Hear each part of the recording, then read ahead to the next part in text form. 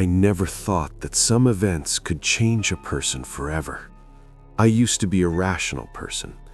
Ghosts, spirits, entities, I always believed they were just products of human imagination. But the story I'm telling today is from my own life, and after this incident, I am no longer the same. Even now, when I tell this story to someone, my hands and feet start trembling. This happened several years ago. At that time, I was living in a quiet town in America. It was the kind of town where, after evening, you rarely saw people on the streets. Old houses everywhere, tall trees, and once night fell, an eerie silence took over. I lived alone. Because of work, I often had to return home late at night. For the first few months, everything was normal. The house was old, but the rent was cheap, and it was enough for me to live alone. But one night, everything changed. That night, it was around 2 a.m. I came home after work. As soon as I opened the door, I noticed the lights were on inside the house.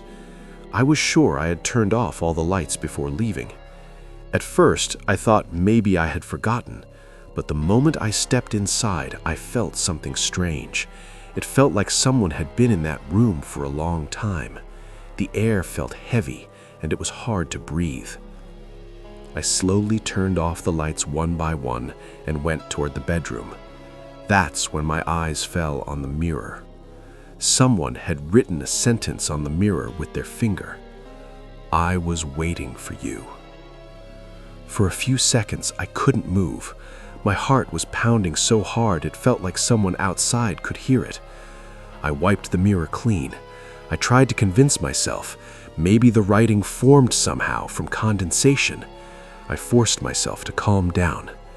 But that night, for the first time, I heard a sound. Just before falling asleep, around 3 a.m., it sounded like someone was slowly walking outside my bedroom door. I lived alone. There was no question of anyone else being there. I stared at the door.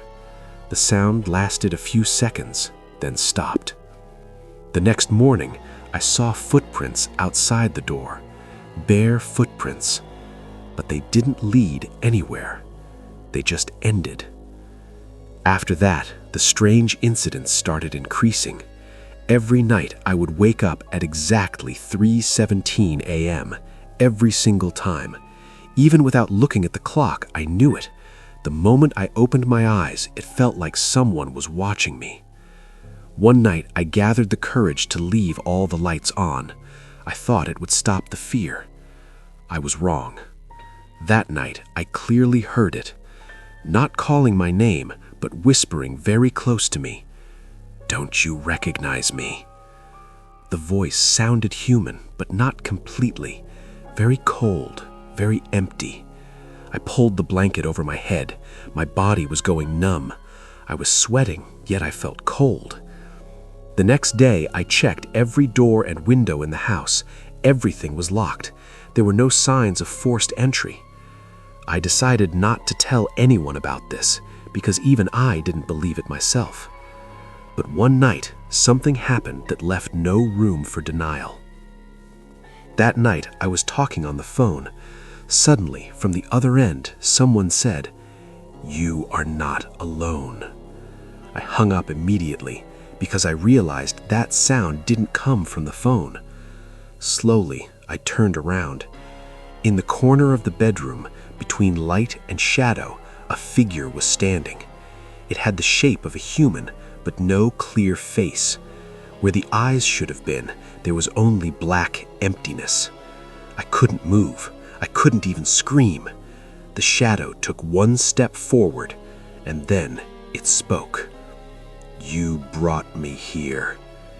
At that exact moment, all the lights went out at once. I passed out. When I regained consciousness in the morning, I was lying on the floor. Long scratch marks covered the walls, as if someone had clawed them with their nails. The most terrifying thing was a line written on the bathroom mirror. "I am a part of you now." That very day, I left that house. I took nothing with me. I walked out just with my life. Many years have passed since then. I've changed cities, I've changed states, but there are still some nights when I wake up at exactly 3:17 a.m., and in the darkness, I still hear that whisper, "You can't leave me," because I am not alone, and maybe I never was.